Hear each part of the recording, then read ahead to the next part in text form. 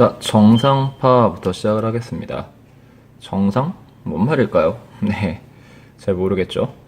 자, 일단 가정은 이런 가정으로부터 시작을 합니다. 우리가 기타 줄이다 라고 가정을 했을 때 기타 줄의 가운데를 눌렀다 떼요. 기타 줄의 가운데를 눌렀다 떼면 파동이 좌우로 진행하겠죠. 그래서 그 파동들이 양쪽 끝에서 다시 반사가 돼서 돌아오는 모습, 그 파동이 중첩이 되면 어떻게 될 것인가에 대한 얘기입니다. 지금 보시면 일단 빨간색을 4분의 1 주기 간격으로 오른쪽으로 이동시켜 볼게요. 그럼 4분의 1 주기 간격이니까 여기는 아마 이렇게 모양이 만들어지겠죠? 그리고 다음 순간에는 이렇게 만들어질 거고요. 그 다음 순간에는 이렇게, 그렇죠? 이렇게 만들어질 거고요. 네, 그 다음 순간에는 아마 이렇게 만들어질 것 같습니다. 자, 그 다음 초록색을 4분의 1 주기 간격으로 왼쪽으로 이동시켜 보겠습니다. 그럼 여기까지 왔죠? 초록색이 지금 이 자리에서 이 자리로. 그럼 다음 순간은 아마 이렇게 만들어지겠네요. 그리고 4분의 1 주기 더 보내면 이렇게 빨간색하고 겹칠 거고요. 그 다음에 4분의 1 주기를 더 앞으로 보내면 이번엔 다시 이렇게 빨간색과 반대로 만나겠죠. 그리고 다시 4분의 1 주기를 앞으로 보내면 똑같이 빨간색과 다시 겹치게 될 거다. 그랬을 때 우리가 겹쳐진 자리인 이 부분을 한번 보겠습니다. 이 사이만 볼 거예요. 자, 그럼 어떻게 되느냐? 이 상황에서는 둘이 만나서 이렇게 되겠죠. 진폭이 2배 상태로. 그 다음에 이 사이에서는 0이 되죠. 그리고 이 사이에선 다시 아래로 내려오죠. 그리고 여기선 다시 0이 될 거고, 다시 이 사이에서는 위로 올라가겠죠. 그러니까 끊임없이 좌우로 이동하고 있으나 제자리에서 업, 다운, 업만 반복하는 것처럼 보이죠. 그죠? 그래서 정지에 있는 것처럼 보인다라고 얘기해서 뭐라고 불러요? 정상파라고 얘기를 합니다. 또는 영어로는 이 업 앤 다운 하는 걸 보셨을 때 뭐가 떠오르나요? 스탠딩 콘서트라는 게 떠오르죠. 그렇죠? 스탠딩 콘서트 서가지고 와 앉았다 일어났다 점프 하는 거잖아요. 그래서 뭐라고도 불러요? 스탠딩 웨이브라고도 얘기를 합니다. 자, 이때 진폭은 원래 진폭의 몇 배가 될까요? 정상파를 만들게 되면 진폭은 원래 진폭의 2배죠. 원래의 2배. 그 다음 파장은 요건 반파장이죠. 그렇죠? 반대쪽은 보시면 이렇게 아래로 내려왔다면 여기 위로 올라갔을 거 아니에요. 그러니까 이렇게 되는 게 따라 붙겠죠, 사실은. 그래서 파장은 원래 파장의 몇 배? 파장은 1배. 파장은 1배가 될 거고요. 그렇죠? 자, 그 다음 4분의 1 주기마다 보강, 상쇄를 반복하죠. 4분의 1 주기마다 보강, 상쇄가 반복이 되고요. 볼록한 자리를 뭐라고 그러느냐? 여러분들 몸에 보면 볼록하게 튀어나온 거 뭐라고 얘기를 해요? 그렇죠. 배라고 얘기를 하고, 진동하지 않는 자리를 뭐라고 부르느냐? 마디라고 얘기를 합니다. 네, 이게 정상파의 모든 내용이죠. 그럼 정상파를 왜 배우느냐?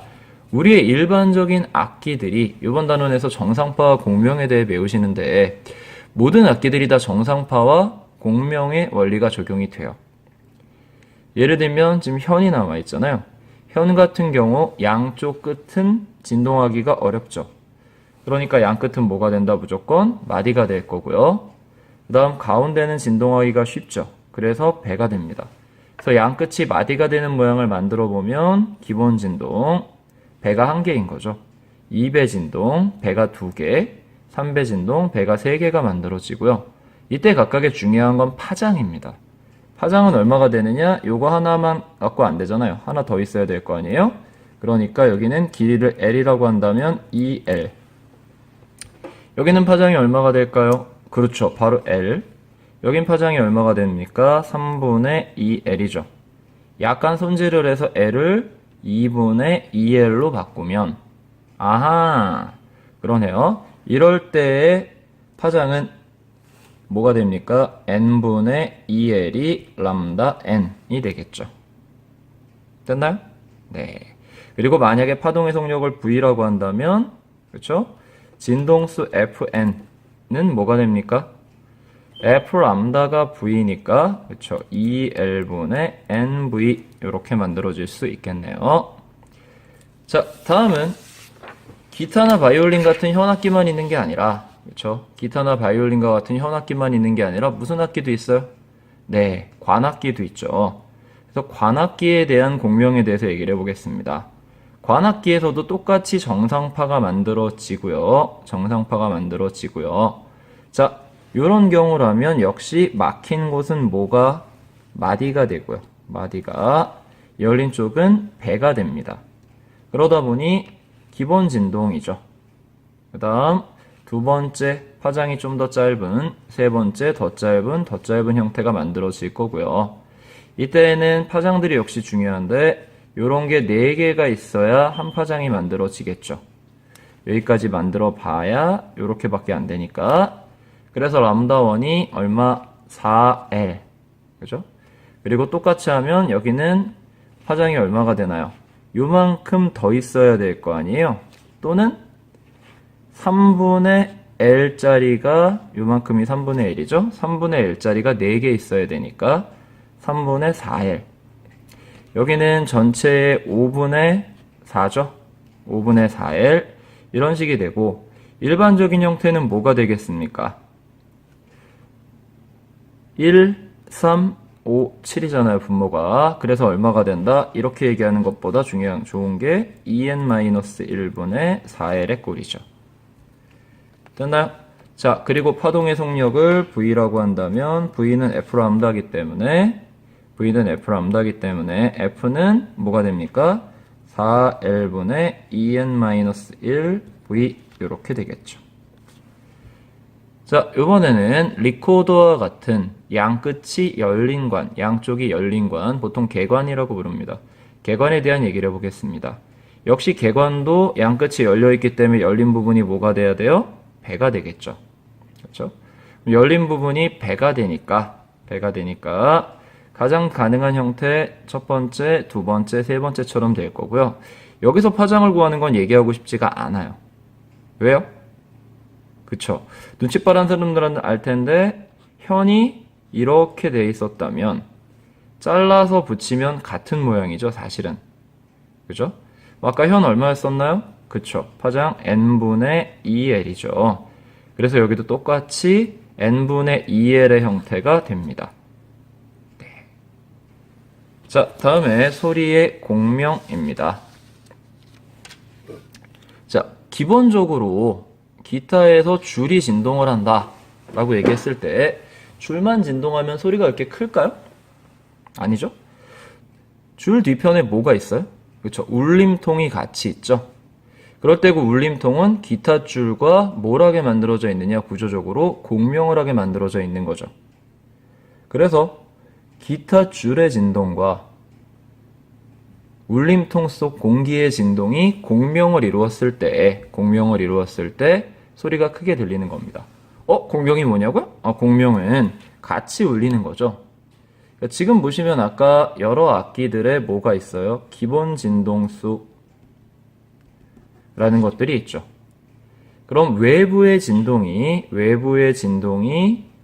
기본 진동수에 맞추면, 외부의 진동수와 기본 진동수가 같아지면 어떻게 될까요?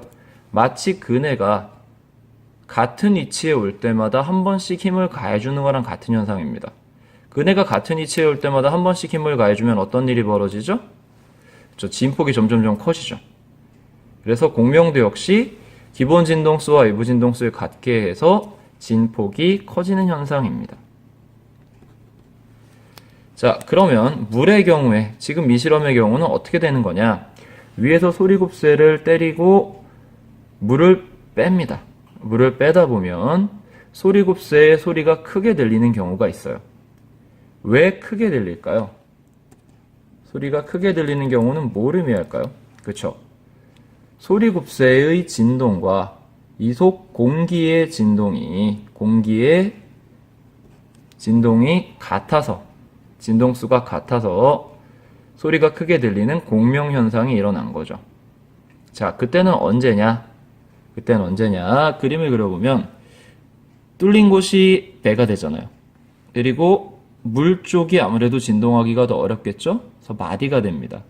그래서 파동이 요렇게 만들어질 때, 점선으로 그리면 요렇게 될 때가 첫 번째 소리가 크게 들리는 위치고요. 두 번째 크게 들리는 위치는 어딜까요? 그죠? 요렇게 돼서 다시 이렇게 돌아 나오는, 다시 한번 마디가 될 때죠. 이렇게 돼서 이렇게 될 때 여기가 두 번째 크게 들리는 깊이가 됩니다. 그랬을 때 첫 번째 크게 들리는 깊이 L1이라고 얘기하고요. 두 번째 크게 들리는 깊이 L2라고 얘기하면 L2 빼기 L1은 항상 뭐가 될까요? 모양에서 봤을 때 파장의 절반이 되죠. 그래서 이런 구조를 갖추고 있으면 항상 그때마다 소리가 크게 들릴 겁니다. 그럼 예로 나와 있는 L1이 17, L2가 51인 경우라면, 그쵸? 파장이 얼마다? 34 곱하기 2, 68cm가 될 거다라는 걸 알아낼 수 있겠네요. 자, 다음 반사에 대한 얘기입니다. 반사. 네, 그 반사 말고요. 네. 자, 반사는 뭐냐? 우리가 어떤 벽에 공을 튕겨서 맞추고 싶어요. 저 공을 맞출 겁니다. 하얀 공으로. 네. 그랬을 때 어느 위치를 때려야 될 거냐? 1번, 2번, 3번, 4번, 5번. 어디로 흰 공을 부딪히면 빨간 공한테 갈까요? 그쵸? 3번이죠, 3번. 네. 그래서 우리가 익히 알고 있는 사항인 이렇게 가서 이렇게 갑니다를 유식하게 표현하는 거죠. 뭐라고 얘기를 하느냐? 이렇게 들어갈 때 각도를 입사각, 그리고 이렇게 튀어나올 때 각도를 반사각이라고 얘기를 하고요. 반사의 법칙은 기본적으로 뭐와 뭐가 같다? 입사각과 반사각이 같아요 라는 얘기죠. 그리고 반사가 일어날 때 바뀌는 건 있어요, 없어요? 반사가 일어날 때 파장, 주기 이런 것들 중에 바뀌는 거 있다, 없다? 없습니다. 변화 없어요. 자, 그 다음 반사파의 위상, 반사의 법칙 얘기했는데 이건 뭐냐? 자, 끝이 고정되어 있을 때를 고정단 반사라고 합니다. 끝이 자유롭게 움직일 때를 자유단 반사라고 얘기를 해요. 자, 그럼 고정단 반사의 경우에는 여기가 고정이 되어 있기 때문에 진폭이 0입니다. 0이어야 하는 거죠.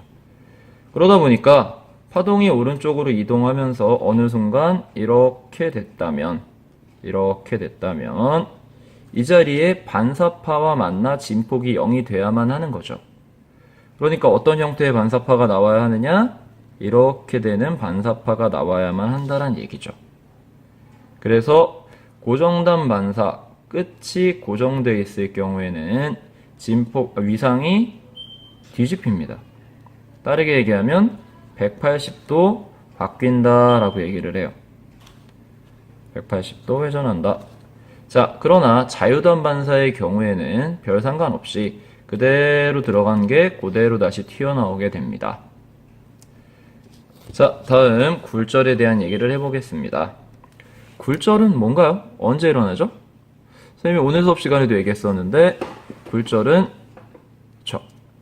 매질이 달라질 때, 매질이 달라지면 매질에 따라 모두 달라져요. 파동의 속력이 달라지죠. 파동의 속력이 달라지고 그때 일어나는 게 뭐다? 굴절이죠.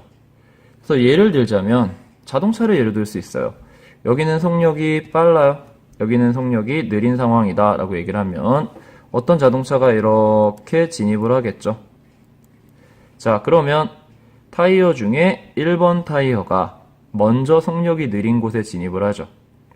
그럼 2번 타이어는 아직 진입하지 않았기 때문에 모양이 어떻게 되겠어요? 그렇죠. 이렇게 휘어질 수밖에 없다라는 겁니다. 그렇죠? 이렇게 휘어져서 진행할 거다. 이게 바로 뭐다? 굴절이다 라고 얘기를 할 수 있습니다. 굴절은 왜 하는 걸까요? 굴절은 왜 하는 걸까요? 그죠? 어딘가를 다시 이렇게 나간다고 생각을 해봅시다. 우리가 걸어가는데 여기가 육지예요. 여기는 물이죠. 그렇죠? 자, 어떤 점까지 가고 싶어요? 상대편에 있는 아마 이 점까지 가겠다라고 생각을 해봅시다. 그러면 우린 최대한 육지를 많이 간 다음에 물 쪽으로 가는 게 쉽겠죠. 그래서 어떻게 보면 파동이 최단 시간 동안 도착하기 위한 방법이라고 생각하시면 될 것 같아요. 최단 시간 동안 도착하기 위한 방법. 됐습니까? 자, 그리고 굴절의 경우에 이렇게 된다면, 그리고 당연히 매질이 달라질 때는 굴절만 하는 건 아니에요. 당연히 모두 일어납니까? 반사도 하죠. 고층 건물의 유리창에 비친 빛을 봤을 때 눈이 부시다. 라는 얘기는 그 유리창에서 무슨 일이 일어나고 있다? 반사도 일어나고 있다라는 뜻이기 때문에 그렇게 이해하시면 좋을 것 같습니다. 그래서 항상 매질이 달라질 때는 파동의 속력이 변하고 그 과정에서 굴절과 반사가 같이 일어나죠. 특정한 경우엔 반사만 일어나는 경우도 있으니 그건 뭐라고 불러요? 물리원에서 얘기했던 전반사죠. 자, 그래서 굴절이 이렇게 일어나고 있을 때 굴절의 법칙을 좀 정리해보면 자, 어느 순간에 이렇게 파면이 형성되어 있다라고 생각을 합시다. 파면이 이렇게 형성되어 있었고요. 여기에 똑같이 이렇게 파면이 형성되어 있었다라고 생각을 할게요. 그러면 이 길이는 파장이죠. 그리고 이 길이도 파장이 되겠죠. 이 길이도 파장이 될 겁니다. 그래서 이때의 파장을 람다1, 이때의 파장을 람다2라고 얘기를 하겠습니다. 그리고 이 길이는 잠시 L이라고 둘게요. 자, 그러면 어떤 일이 벌어지느냐? 여기가 I죠. 입사각 I라고 얘기했을 때 여기는 90도 빼기 I겠네요. 그럼 어디가 I죠? 그쵸. 여기가 또 I죠. 여기가 I입니다. 그 다음 똑같이 하면 여기가 R이죠. 여기는 90도 빼기 R이죠. 여기도 R이겠네요. R이죠. 자, I와 R 위치 중요하고요. 선생님이 이번에는 사인을 한번 해보겠습니다. 사인의 I라고 얘기했을 때 사인의 I 뭐가 되나요? L분의 람다 1이 되죠. 사인은 마주보는 변. 그래서 L분의 람다 1. 그럼 사인의 R도 한번 해볼까요? 여러분들 얘기해보세요. 사인의 R은 뭐죠? 사인의 R 마주보니까 얼마? L분의 람다 2가 되죠? 아하, 두 개를 한번 나눠보겠습니다. 그럼 사인 I 나누기 사인의 R은 뭐가 되나요? 람다 1 나누기 람다 2가 되고요. 그렇죠? 자, 여기다 곱하기 진동수를 하면 진동수 곱하기 파장이네요. 뭐가 될까요? V1 나누기 V2가 되겠죠. 마지막 굴절률이라는 게 있는데 굴절률은 클수록 속력이 느려요. 그래서 뭐가 된다? N1분의 N2라고 쓸 수 있을 거고요. 이걸 스넬의 법칙이라고 합니다. 지금은 이렇게 기억하시고요. 수업 시간은 훨씬 편한 방법을 알려드리도록 할 겁니다. 어쨌든 중요한 건 사인 입사각 나누기 사인 굴절각이 정해져 있는 숫자 상수라는 겁니다. 그죠? 네, 됐어요. 자, 다음에 굴절의 예입니다. 굴절의 예. 예예예. 그죠? 네. 자, 물체의 굴절, 콘크리트와 잔디. 어디가 속력이 더 빠르다? 그쵸. 콘크리트에서 속력이 더 빠르기 때문에 모양이 저렇게 휘어진다. 진행 경로가. 소리의 굴절, 언제일까요? 네, 낮이에요. 낮. 왜 낮이냐? 그쵸? 낮에는 지면이 고온이죠. 그리고 하늘이 저온이죠. 그러다 보니 자동차가 내는 소리는 온도가 높을수록 빨라요. 그죠? 그러니까 이렇게 진행하게 되는 거죠. 그럼 파면이 이렇게 돼 있으니까 진행하는 건 실제로 이렇게 되겠죠. 그래서 소리가 어디로 굴절을 한다? 하늘로 굴절을 한다. 그래서 우리가 속담에 무슨 속담이 있어요? 낱말은 누가 듣고? 낱말은 새가 듣고. 반말은 누가 듣습니까? 반말은 쥐가 듣는다는 속담이 있는 거죠. 어허, 그러네요. 낮엔 소리가 하늘로 굴절하고 밤에는 소리가 땅으로 굴절을 하네요. 자, 그 다음 수면파 깊은 곳, 얕은 곳. 깊은 곳에선 누구만? 물만 진동시키면 되고요. 얕은 곳에선 뭡니까? 바닥도 진동시켜야 돼요. 그래서 어디에서 더 빨라요? 그렇죠. 얕은 곳에서 빠르고 깊은 곳에서 빠르고 얕은 곳에서 느리죠. 그래서 보니까 간격도 넓죠. 간격이 좁죠. 그럼 이걸 파면이기 때문에 진행 방향에 대해 그리면 이렇게 진행 방향이 되겠죠. 그리고 여기는 어떻게 될까요? 이렇게 되겠죠. 아, 첫 번째랑 똑같네요. 그죠? 자, 마지막 빛의 굴절은 공기와 액체. 빛은 대표적인 무슨 파? 횡파. 어떻게 진행하죠? 가로지르며. 그러니까 뭔가 많으면 가기가 어렵죠. 그래서 액체에서 속력이 느리고 공기에서 속력이 빨라요. 그러니까 똑같은 얘기들이군요, 결론은. 네, 간단하게 해결이 된 것 같아요. 자, 다음에 회절. 자, 선생님 얼굴은 안 보이는데 선생님 목소리가 들려요. 지금도 그러네요. 네, 이거 말고요. 자, 문틈 사이로 바깥에 있는 사람들의 목소리가 들리는 현상. 그죠? 그걸 회절이라고 얘기를 합니다.